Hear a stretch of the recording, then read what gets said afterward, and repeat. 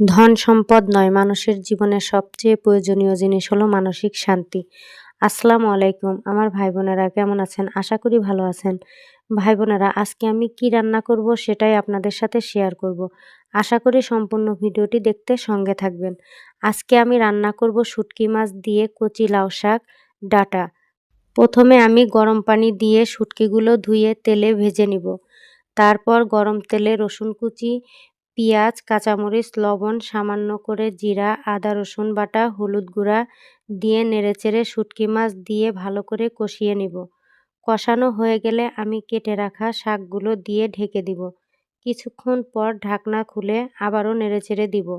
আর এই তরকারিতে আমি কোনো পানি দিব না, কারণ শাক থেকে যে পানি বের হবে তাতেই তরকারি রান্না হয়ে যাবে।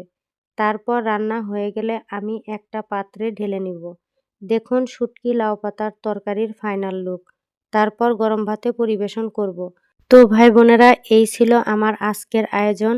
আমার ভিডিওটি ভালো লাগলে অবশ্যই লাইক, কমেন্ট, শেয়ার করে পাশে থাকবেন। আপনাদের সাপোর্টে আমার পরবর্তী ভিডিও বানাতে উৎসাহ জাগায়। সবাই ভালো থাকবেন, সুস্থ থাকবেন। আল্লাহ হাফেজ।